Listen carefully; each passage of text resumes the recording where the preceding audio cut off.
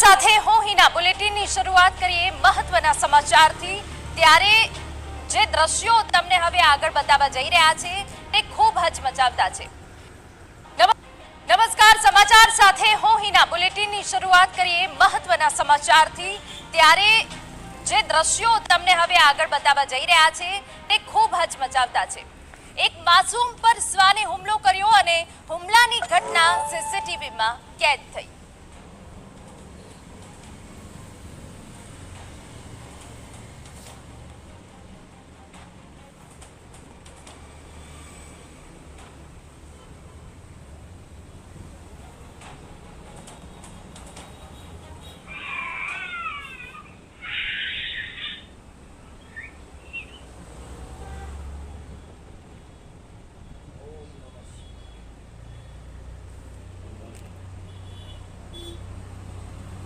હૃદય હચમચી જાય તેવી આ ઘટના અમરેલીમાં બની, જ્યાં 2 વર્ષના માસૂમ બાળક પર રખડતા શ્વાને હુમલો કર્યો।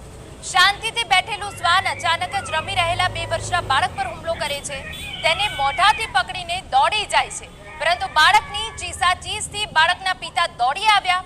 પરિસ્થિતિ માપી જતા દોટ મૂકી અને શ્વાનના મુખમાંથી પોતાના બાળકને બચાવી લીધું। આખી ઘટના સીસીટીવીમાં કેદ થઈ।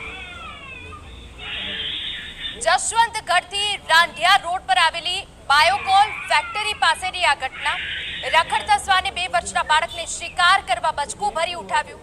બાળકે રડાડ કરતા પિતા બહાર આવે છે અને હાથમાં પાવડો લઈ શ્વાનની પાછળ દોટ મૂકી છે।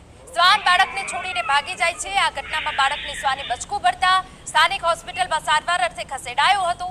એક પિતાએ બાળકને મોતના મુખમાંથી બચાવ્યો। જો પિતા થોડી મિનિટો પણ મોડા પડ્યા હોત તો કંઈ પણ અઘટિત ઘટના ઘટી ગઈ હોત। રખડતા શ્વાન કેટલી હદે બાળકો માટે જોખમી બની રહ્યા છે તેનું આ ઉદાહરણ છે। અમારા સંવાદદાતા જયદેવ કાઠી વધુ વિગતે વાત કરવા જોડાયા છે। જયદેવ, પૂરી વિગત।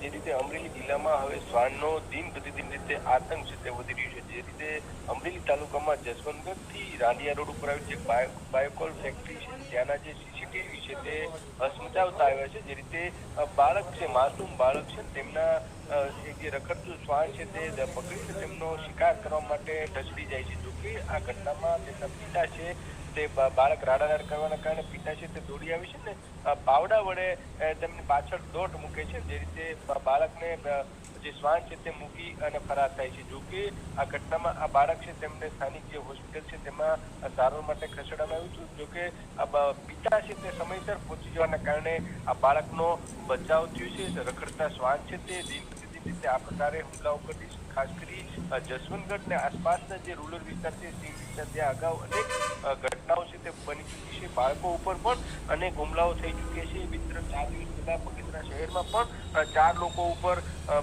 શ્વાન છે તેમના દ્વારા હુમલો કર્યો હતો। એટલે જે રીતે અમરેલી જિલ્લામાં વન્ય પ્રાણીનો જે આતંક હતો ત્યારબાદ હવે શ્વાનનો આ પ્રકાર આતંક છે તેના કારણે લોકોમાં નારાજગી સાથે રોષનો માહોલ છે તે જોવા મળી રહ્યો છે। બિલકુલ આભાર। તો માસૂમ પર શ્વાને જીવલેણ હુમલો કર્યો હોવાની વિગતો છે, પરંતુ તેના પિતા કે જે ત્યાં સમયસર પહોંચી ગયા અને બાળકને બચાવી લીધું, પરંતુ રખડતા શ્વાન જે બાળકો માટે હવે જીવલેણ સાબિત થયા છે।